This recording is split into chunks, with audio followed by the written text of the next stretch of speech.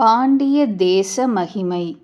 சமுத்திர கரையில் பூமிக்கே அலங்காரமாக பாண்டிய தேசம் உள்ளது. அகஸ்தியர் வசிக்கும் தக்ஷிண திக்கில் இருந்த பொழுதிலும் சர்வோத்தரம் என்று உலகில் தெரிய வருகிறது. தெற்கில் உள்ளது எப்படி சர்வோத்தரமாக எல்லாவற்றிற்கும் உத்தரத்தில், அதாவது வடக்கில் உள்ளதாக ஆகும் என்று விரோதம் தோன்றுவதை சர்வோத்தரம் என்றால் எல்லாவற்றையும் விட உயர்ந்தது என்று பொருள் கொண்டு பரிகாரம் செய்ய வேண்டும். லீலை 1. இந்திரனின் விருத்ர ஹத்யா பாபத்தை போக்கியது. ஒரு சமயம் இந்திரன் மற்ற 7 திக்பாலர்களுடன் கூட தேவ சபை சுதர்மாவில் ஒவ்வொரு க்ஷணமும் வளர்ந்து கொண்டே இருக்கிற ஜெயிக்க முடியாத சத்ரு விருத்ராசுரனை ஜெயிப்பதற்காக மந்திராலோசனை செய்தான். நமது சதுரங்க சேனையும் விருத்ரன் அருகில் கூட செல்ல முடியாது. நமது கைகளும் தன் வசமின்றியே அஞ்சலி பந்தம் செய்வதைத்தான் கற்றுக்கொண்டுள்ளன. நமது கைபலமும் அவனிடம் செல்லாது. அனைத்து தேவர்களையும் அவன் ஜெயித்து விட்டதால் தேவாஸ்திரங்கள் அவனை எதுவும் செய்யவும் முடியாது. அசுரங்களான அஸ்திரங்களோ அதிக பலசாலியான அசுர குலத் தலைவனான அவனிடம் சென்று திரும்பி வந்து நம்மேலேயே விழுந்து வதைக்கும். ஆகையால் நேர்வழியில் சண்டையிட்டு அவனை வெல்ல முடியாது. வஞ்சனையாகத்தான் இந்த ஆபத்தை கடக்க வேண்டும். கபட யுத்தம் செய்தால் தேவர்களாக இருக்க முடியாது, அசுரர்களாக மாறிவிடுவோம் என்று நீங்கள் நினைக்கலாம். இப்படி உதைப்பட்டு மிகவும் நிந்தனையடைந்து தேவர்களாக இருப்பதை விட அசுரர்களாக இருப்பது விரும்பத்தக்கதே.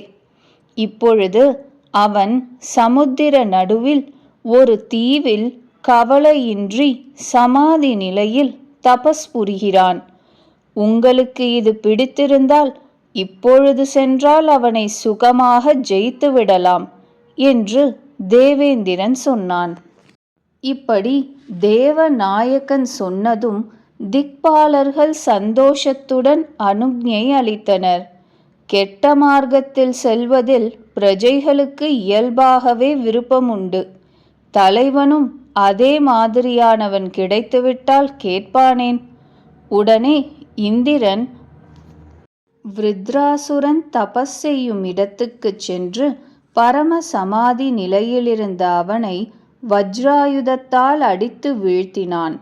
பாபத்தை பற்றி சிறிதும் நினைத்து பார்க்காமல் செய்ய வேண்டியதை செய்தாகிவிட்டது என்று இந்திரன் திரும்பி வரும்பொழுது விகாரமான உடலுடன் தலைவிரி கோலமாக விருத்ர ஹத்யா பாபம் பின்தொடர்ந்தது.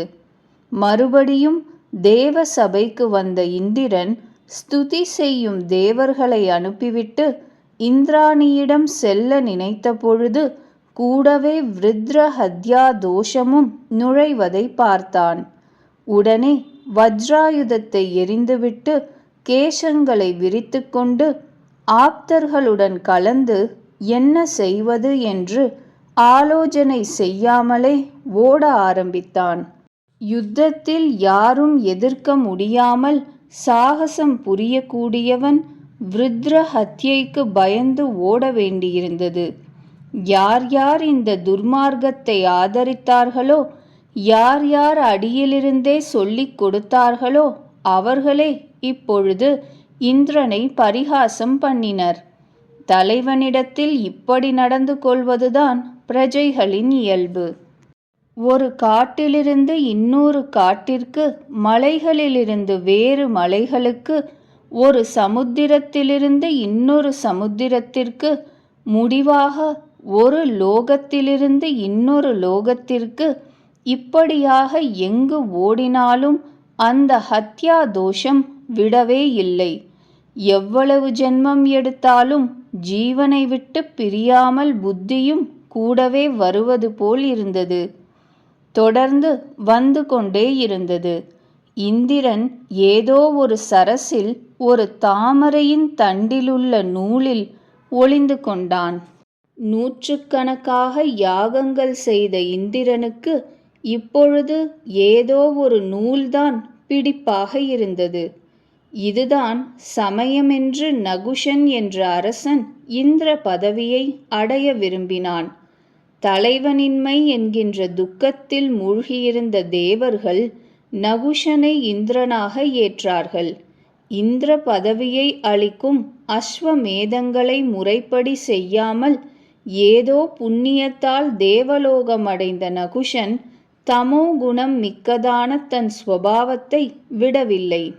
இவன் பூமியை ஆளும்பொழுது இவனுக்கு விரோதியாக இருந்த அரசர்களின் தேசங்களில் மழை பொழியாதீர்கள் என்று மேகங்களுக்கு உத்தரவிட்டான். பிரஜைகள் வாழ்வதற்காகத்தான் நான் மழை பொழிகிறேன். என்னை குறித்துதான் யாகம் செய்ய வேண்டும். மனுஷ்யர்களுக்கு இந்த தேவர்களெல்லாம் யார் என்று எல்லா தேவர்களும் ஹவிர்பாகம் பெறுவதை ஆக்ஷேபித்தான். அந்த மூடன் ஹவிஸை தேவர்களுக்கு சேர்ப்பிக்கும் அக்னிக்கும் யக்ஞத்தில் அளிக்கப்படும் ஹவிஸ் முழுவதையும் என்னிடம் தெரிவி. நான் எடுத்துக்கொண்டது போக மீதியை மட்டும் அந்தந்த தேவர்களுக்கு கொடு என்று உத்தரவிட்டான். கங்கை ஜலம் விழுந்து நிரம்பிய சமுத்திரத்திலிருந்துதான் பல அற்புதமான பொருள்கள் உண்டாயின. கங்கை ஜலத்தில் இன்னும் என்ன அற்புதமான வஸ்துக்கள் உள்ளன என்று பார்க்க வேண்டும் என்று கங்கை ஜலம் முழுவதையும் வாரி இறைத்தான். பழைய தேவர்களை நம்பவில்லை. பூமியிலிருந்து தேவலோகம் வந்த தன் கூட்டத்தாரை அதிலும் பலமுறை பரீட்சித்து பார்த்து பார்த்து தன்னை சேர்ந்தவன் என்று தீர்மானிக்கப்பட்டவர்களையே மூல பலமாக செய்து கொண்டான். குதிரைகள் யானைகள் நிறைய வேண்டும். கல்ப விருட்சங்களை கேளுங்கள். தரவில்லை என்றால் அவற்றை வெட்டி வீழ்த்துங்கள் என்று சிறிதும் சங்கையின்றி தோட்டக்காரர்களுக்கு உத்தரவிட்டான். பூமியில் அரசனாக இருந்த பொழுது இவனால் உபாசிக்கப்பட்டும் பலன் தராதிருந்த தேவர்களை 2 மடங்கு மும்மடங்காக தயையற்ற அசுரர்களை கொண்டே தண்டித்தான். தன் வம்சத்து மூல புருஷன் சந்திரன் ஒவ்வொரு மாசமும் கிருஷ்ண பக்ஷத்தில் நாளுக்கொரு கலையாக தேவர்களால் உண்ணப்படுவதைக் கண்டு வருந்தி இனி அப்படி நடக்காதபடி சந்திரனை காப்பாற்றும்படி சுக்லபக்ஷ முடிவிலேயே வேலைக்காரர்களை ஏவினான். அசுரர்களுள் இந்திரனுக்கு விரோதியாயிருந்தவர்கள் இவனுக்கு நண்பராயினர். இந்திரன் பேச்சை எடுப்பவரிடம் கூட கோபத்தால் இவன் அக்னி போல ஜுவலித்தான். அந்த மூர்கன் உடல் முழுவதும் இமை கொட்டாத 1000 கண்களை வைத்துக்கொண்டு படுப்பதற்கோ புரள்வதற்கோ பயந்தவனாக தேவர்களெல்லாம் என் கண்களை பங்கு பிரித்து எடுத்துக்கொள்ள வேண்டும் என்று உத்தரவிட்டான். தேவர்கள் அவனை அஸ்வமேதத்தில் உன்னால் கொல்லப்பட்ட மிருகங்கள், பட்சிகள், பாம்புகள், மனுஷ்யர்கள் எல்லாம் இங்கு வந்தடைந்து உன்னை கொல்வதற்காக சஞ்சரித்து கொண்டுள்ளார்கள் என்று பயமுறுத்தினர்.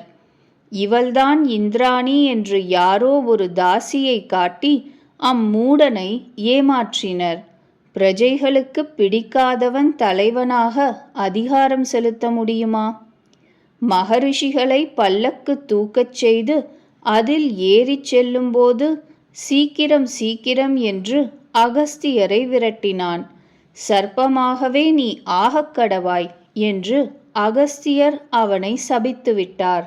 ஸ்வர்கபோகம் பூர்த்தி ஆவதற்குள்ளேயே சாபமாகிற இடி அவன் தலையில் விழுந்ததால் அவன் போகியாகவே சுகங்களுடனேயே பாம்பாகி பூமியில் விழுந்தான். நீண்ட காலமாக இந்திரனை பற்றிய பேச்சே ஓய்ந்து போய் புதிதாக இந்திர பதவிக்கு வந்தவனும் நஷ்டமான பின் தேவகுரு யோக திருஷ்டியால் பார்த்தார். தாமரை தண்டு நூலில் மறைந்துள்ள இந்திரனிடம் யோக பலத்தால் யாரும் அறியாமல் வந்து கருணை மிகுந்த வார்த்தைகளால் அவன் செய்ய வேண்டியதை உபதேசித்தார். இப்படி பயந்து கொண்டு தேவர்களுக்கும் வருத்தமளித்து கொண்டு எவ்வளவு காலம்தான் சரசில் ஒளிந்து கொண்டிருப்பாய்? அதற்குரிய பரிகாரம் தேடாவிட்டால் பிரளயம் வந்த பிறகும் கூட பாவம் உன்னை விடாது. எல்லா பாவங்களையும் போக்கும் சமாதி நிலையில் உள்ளவனை கொல்வதை விட கொடிய பாபம் கிடையாது. அனைத்து சம்சாரிகளுக்கும் அடைக்கலமாக உள்ள மகேஷனின் திருவடி சேவையை தவிர வேறு வழியால் இப்பாபத்தை போக்க இயலவே இயலாது. பூமியில் பாசுபத விரதத்தை மேற்கொண்டு சிவஸ்தலங்களை குறித்துச் செல். சிவனின் ஆக்ஞையின்படி உன்னை இந்த பாபம் ஒன்றும் செய்யாது. தொடர்ந்து வருவதோடு சரி, வேறொன்றும் செய்ய முடியாது. எந்த சிவஸ்தலத்தில் நுழையும் போதே அமிர்தத்தில் நனைத்து சுத்தப்படுத்தப்பட்டாற்போல் உன்னுடைய அந்தராத்மா தெளிவடைகிறதோ அந்த ஸ்தலத்தில் கருணை கடலான மகேஷன் உன் பாவத்தை போக்குவார் என்று உபதேசித்தார் தேவகுரு பிரகஸ்பதி. இந்திரனும் குருவின் கட்டளையை கொண்டாடி அப்படியே என்று ஏற்றுக்கொண்டான். பிரகஸ்பதியும் அவனுக்கு ஸ்வஸ்தி கூறினார். ஐராவதத்தில் ஏறி ஈசனின் பலவித ஆலயங்களை குறித்துச் சென்றான்.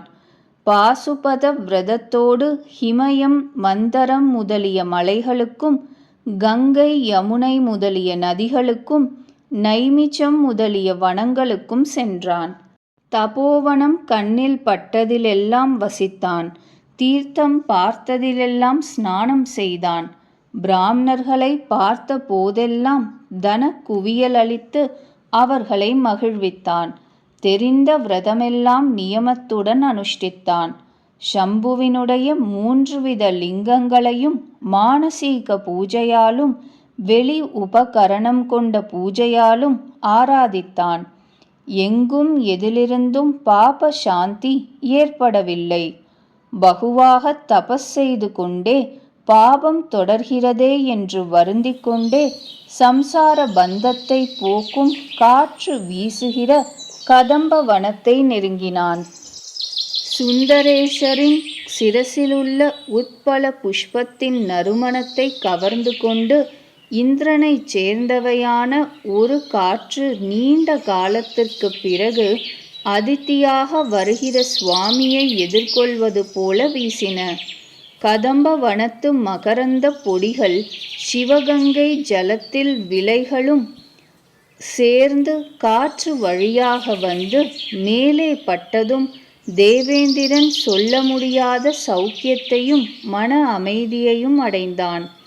மனம் தெளிந்தது, கண்களும் தெளிந்தன, பலம் ஏற்பட்டது, வீரியம் ஏற்பட்டது.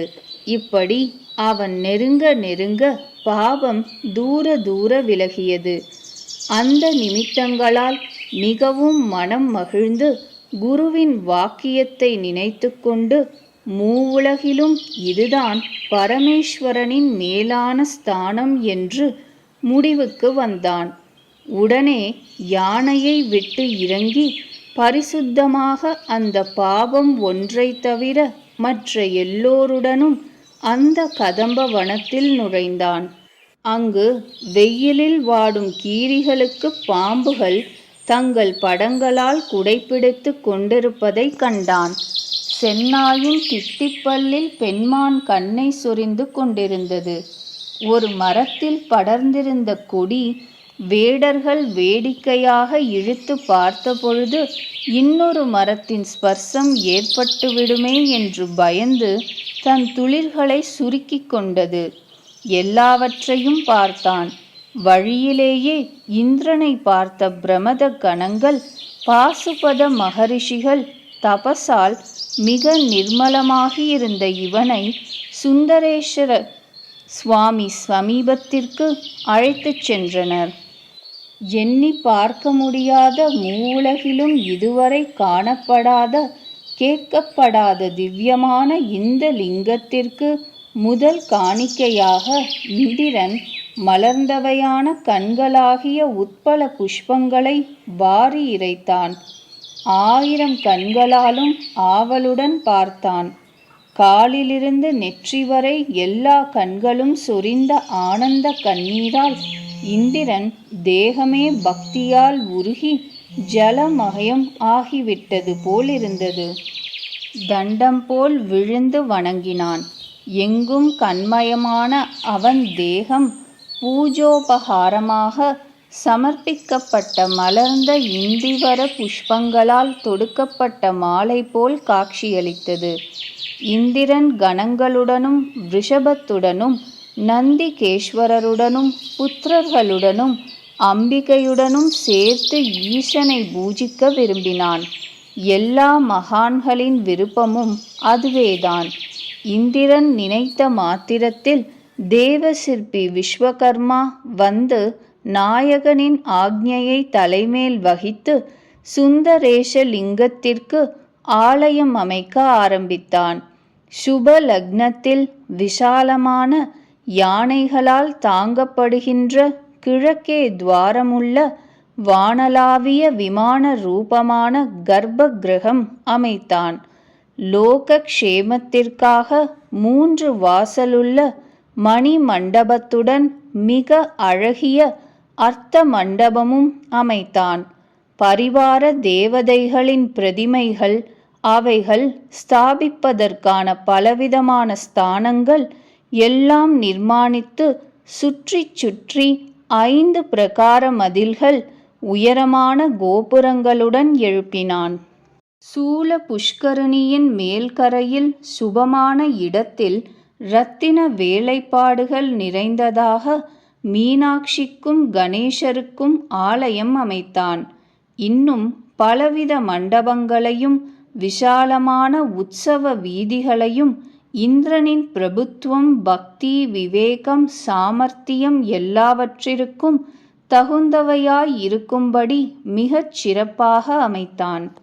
விஸ்வகர்மா முறைப்படி நிர்மாணித்த மிக அழகிய மீனாட்சி விக்கிரகத்தில் அம்பாள் தானே பிரவேசிக்க விரும்பினாள். இந்திரனின் பிரார்த்தனை, குருவின் ஆவாகனம் இவற்றால் பதியின் அனுமதியுடன் பிரவேசித்தாள். முன்பு உடலெங்கும் இவ்வளவு கண்கள் மிக அதிகமாக உள்ளனவே என்று வருந்திய இந்திரன் இப்பொழுது விஸ்வகர்மாவின் வேலைப்பாட்டின் நேர்த்தியை பார்த்துவிட்டு, பார்க்க இவ்வளவு கண்கள் போதுமா போதாதே என்று வருந்தினான். இந்திரன் தேவிக்கு சிவனின் தென்பாகத்தில் ஸ்தானம் கல்பித்து அன்னை எப்பொழுதும் ஈசனது இடப்பாகத்தில் இருந்து கொண்டு ஈசனின் வலப்பாகத்தை காண விரும்புகிறாள் என்று இங்கிதமறிந்து செய்தது போல் இருந்தது.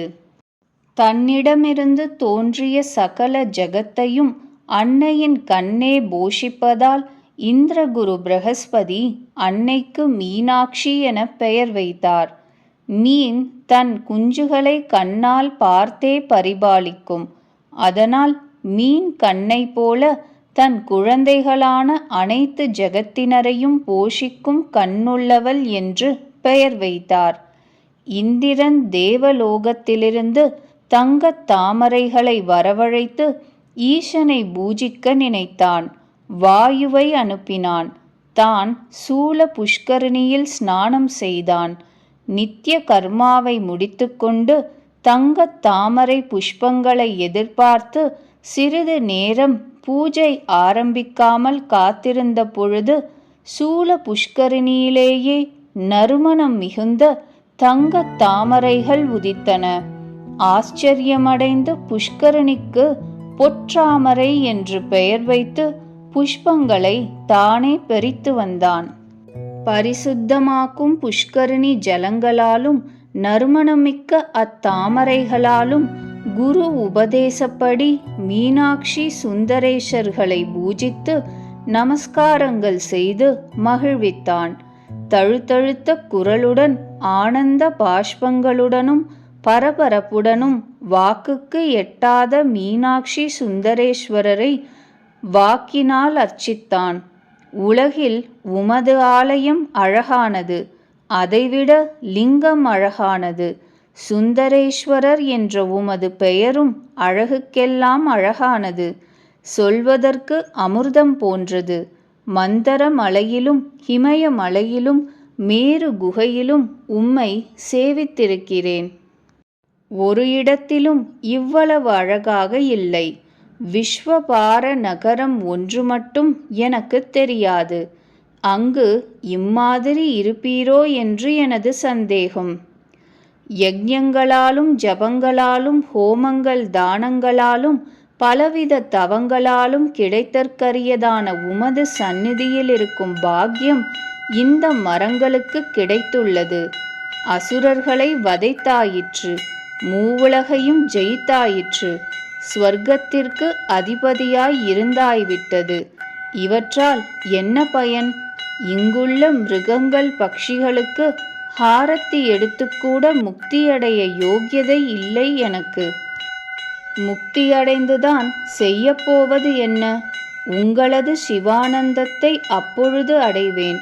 நாயகனான உம்மை கண்டதால் ஏற்பட்ட இந்த ஆனந்தத்தை விட முக்தி ஆனந்தம் உயர்ந்ததா என்ன?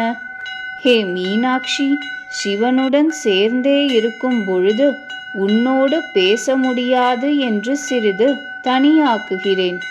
இந்த அபராதத்தை மனதில் கொள்ளாதே. கிரிராஜனின் குமாரியாயிருந்தும் காடுகளிலும் மலைகளிலும் தன்னை அனுசரித்து வருகிறாள் என்று மகிழ்ந்து கதம்ப பிரியையான உன்னை அனுசரிப்பதற்காக சிவன் கதம்ப மூலத்தில் வசிக்கிறார். ஜகத் முழுவதற்கும் ஜெகதீஸ்வரனுக்கும் சோபை அளிப்பவளாய் நீ எங்கும் பரிபூர்ணமாயிருக்கிறாய். இருந்தாலும் கருணாமயமான இந்த ரூபத்தை விட்டு செல்ல மனம் வரவில்லை. இந்த மகாவனத்தில் ஹரிகள் ஏதோ இருக்கின்றன. இந்திர விருட்சம் இதோ இருக்கிறது, இந்திரவள்ளியும் இதோ இருக்கிறது. என் பெயர் கொண்ட இவை இங்கே இருப்பதை என் சேவையாக ஏற்றுக்கொள். இவ்வாறு வணங்கி தேவேந்திரன் துதித்தான். பக்திமான்களுள் முதல்வனான இந்திரனை தயை அலைமோதும் கடைக்கண் பார்வையால் அனுகிரகித்து ஆதி யுவர்கள் மீனாட்சி சுந்தரேஸ்வரர் இருவரும் அவனை பார்த்து, நீதான் பிரமத கணங்களுள் முதல்வன். இந்த இரு குமாரர்களை காட்டிலும் மூன்றாவதான குமாரன். உனது சிறந்த பக்தியை அறிவோம். உனது விருத்ர ஹத்யா தோஷம் விரட்டி ஓட்டப்பட்டது. இதேபோல் ஒவ்வொரு வருஷத்திலும் வசந்த கால முதல் பூர்ணிமையில் கூட வருபவர் அனைவருடனும் வந்து இந்த பொற்றாமரை பூக்களால் எங்களை அர்ச்சிப்பாயாக என்றனர். ஜகத்திற்கே முதலான தம்பதிகள் இப்படி கூறியதும் இந்திரன் பிரகஸ்பதி இந்திரனை பின்தொடர்ந்து வரும் மற்றவர்கள் எல்லோரும் புறப்படுவதற்காக திரும்பத் திரும்பச் செய்த நமஸ்கார பரம்பரைகளால் அந்த உமா மகேஸ்வரர்களை ஒருவரை விட ஒருவர் அதிக தயை உள்ளவராகச் செய்தனர். கஜானனிடம் விடை பெற்று கொண்டு நந்திகேஸ்வரரை அடிக்கடி பிரார்த்தித்து பிரமதர்களை கௌரவித்து சம்புவைச் சேர்ந்தவரான சண்டேஸ்வரரிடம் எல்லாவற்றையும் தெரிவித்து முனி ஜனங்களால் ஆசிர்வதித்து கொண்டாடப்பட்டவனாக பிருகஸ்பதியிடமும் விடை பெற்று கொண்டு மிகவும் நிர்மலமான இந்திரன் தேவலோக யானை ஐராவதத்தில் அமர்ந்து தன் புரிக்கு தேவலோகத்திற்கு புறப்பட்டான்.